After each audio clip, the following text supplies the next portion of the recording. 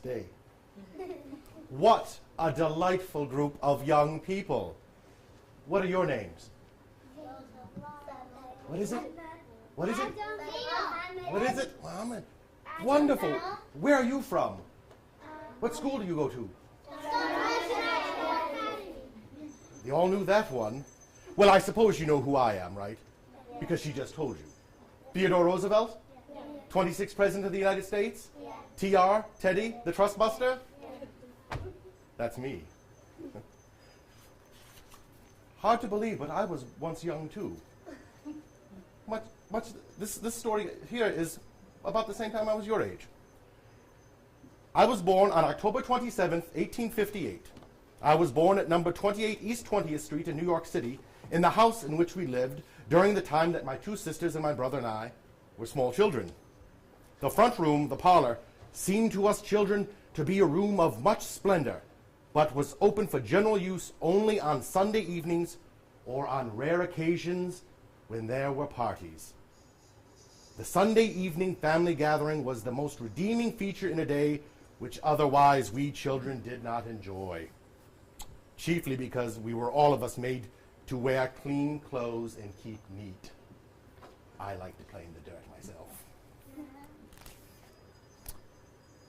The ornaments of that parlor I remember now, including a gas chandelier decorated with a great quantity of cut glass prisms. These prisms were possessing of a very peculiar magnificence. One of them fell off one day, and I hastily grabbed it and stowed it away, passing several days of furtive delight, always allied with the fear that if I would be found out, I would be convicted of larceny, which means stealing.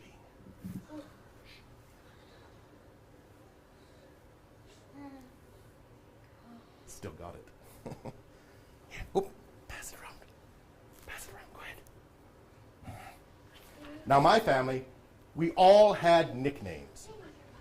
But most important, I think a person should be called by the name that they want to be called. Very important with that. My friends, they call me Thee. They can also call me TR. But you know what one name I really don't like being called? Teddy. Any person who knows me would not call me Teddy. Now my family, they all had nicknames. When I was a youngster, I was also known as Thee Jr. because my father was Thee. My mother, Martha, was Mitty. My sister had two names, Bamie from Bambino and Bai. I have been called many names in my life. I have been called President. I have been called Governor. I have been called a cowboy because I was a cowboy. I have also been called a writer. I write many things, history, biography, mostly nonfiction, but some fiction. Who knows the difference between fiction and nonfiction? You, right there. Yeah. You know the difference between fiction and nonfiction? Want me to tell you? Who knows? Yes, yes. Fiction means that's true, and non-fiction means that's not true. Reverse that. Fiction means it's true. Fiction means it is not true. It's been made up by the author. And nonfiction means it's based on fact. I think that there should be children's books. Who likes to read here? Diary of a Wimpy Kid, anyone? You like that? Dork Diaries, Judy Blume? I love them too. And I think there ought to be children's books. I think the child will like grown-up books also, but I do not believe a child's book is really good unless grown-ups get something out of it. For instance, there was a book I did not have when I was a child because it was not written. Laura E. Richards' Nursery Rhymes. My own children love them dearly, and their mother and I love them almost as equally. Have you heard of the delightfully lighthearted tale of the man from New Mexico who lost his grandmother in the snow? No. How about the adventures of the owl, the eel, and the warming pan? No? How about the extraordinary genealogy of the kangaroo whose father was a whale with a feather in his tail who lived in the Greenland Sea? No way. While his mother was a shark who kept very dark in the Gulf of Caribbee. No? Yeah. You have? Have you? Yeah. I should read you some. Well, maybe at another time. We'll come back, get together again, and I shall read you some. But you know what my favorite stories were as a child? Cowboy stories. Because I always wanted to be a cowboy. And you know what? At one point, I was a cowboy. I owned a cattle ranch way off in North Dakota. Way up there in the north. But people think that a cowboy's life is kind of fun and glamorous. It's not really. Because you have to live outside, you have to sleep on the ground, and you're surrounded by cows.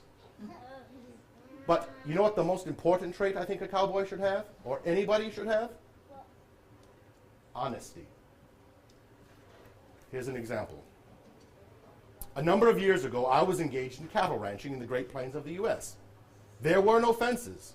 The cattle wandered free, and the ownership of each one was determined by the brand. The calves were branded with the brand of the cows they followed. Now, a brand is a marking that you put on it. Now, on a ranch, if an animal was passed by the following year, it appeared as an unbranded yearling and was called a maverick. Now, by the custom of the country, the mavericks were branded with the brand of the man on whose range they were found. One day, I was riding the range with a newly hired cowboy, and we came upon a maverick. We roped and secured it, and the cowboy started to put on the brand. I said to him, well, it's so-and-so's brand, naming the name of the man on whose range we happened to be. He answered, "That's all right, boss. I know my business." In another moment, I said to him, "Well, hold on. You're putting on my brand." To which he answered, "That's all right. I always put on the boss's brand." "Oh, very well. Now you go straight back to the ranch and get whatever is owing you. I do not need you any longer." He jumped up and said, "Why, what's the matter? I was putting on your brand." And I answered, "Yes, my friend. And if you will steal for me, then you would steal from me." Honesty above all else. I firmly believe that. I've also been called other names too. Some not so nice. I wear glasses. Anyone else wear glasses? No. Some people call you names if you have glasses. 4 eyes. Shouldn't do that. Also, I was bullied too as a child. Now, I know it's hard to believe, but I was once a small, little, sick child. I had asthma. Does anyone know what asthma is? What's asthma? It's when you cough a lot and you can't breathe. You're right. And sometimes it can be the most terrifying thing that can happen to you. I was a sickly, delicate boy and suffered much from asthma, and frequently had to be taken away on trips to find a place where I could breathe. One of my memories is of my father walking up and down the room with me in his arms at night when I was a very small person, and sitting up in bed gasping with my father and mother trying to help me. I went very little to school. I never went to public schools or any school. I was what you would call homeschooled. Then an incident happened. Having an attack of asthma, I was sent off to Moosehead Lake, which is way in the north of New York. On the stagecoach ride there, I encountered a couple of boys who were my own age, but very much more competent and much more mischievous. I have no doubt that they were good-hearted boys, but they were boys. They found that I was a foreordained and predestined victim and proceeded to make life miserable for me. In other words, they were bullies. A bully. Which could also mean bully, I'm having a good time, but bully as in someone who picks on other people who are smaller. And what do you do if you're bullied or see someone being bullied? You write. You go to your teacher or your parent. Very good. No one should ever be bullied. I'm also called, believe it or not, father. I have 6 children. Kermit, Edith, Ethel, Corinne, Ted, and No? Oh, Alice, my oldest daughter. She's a teenager. We call her Alice. Anyone have a teenager for a brother or sister? You have two? Well, I hope, unlike my Alice, they don't do what she does, which is come in and out of the room interrupting us at any time.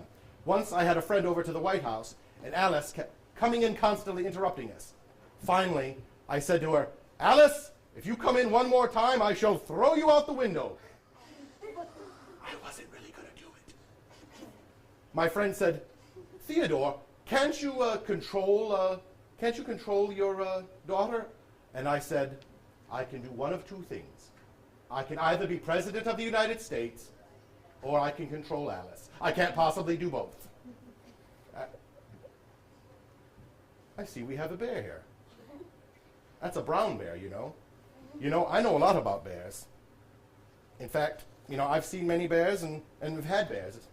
I bet a lot of you have bears, right? No. None of you have bears? I bet you have bears in your room right now as we speak. Do you? Yeah. You know, I have a bear too, you know. I have a story about a bear once. Once I was hunting and I came upon a small bear. And my guide said, well, here's a bear for you. I said, I cannot shoot that poor innocent bear. I cannot shoot this poor innocent bear, this young bear. That would be unsporting and unseemly. Well, a newspaper man just happened to be there, and he drew a cartoon of me and the bear. And from then on, every cartoon anybody ever drew with me had to have a bear in it. Well, there was a toy maker in New York who got a hold of this story and wrote me a letter one day saying, could we use your name for this toy that we're making? I said, well, certainly, of course. And that toy, of course, is the teddy bear. But don't call me Teddy. I don't like to be called Teddy. It's been a pleasure talking to you, children, and I hope you enjoy the rest of your day here at the museum. You were just wonderful. And afterwards, I have a special gift for you, some teddygrams, but you shall get them before your lunch.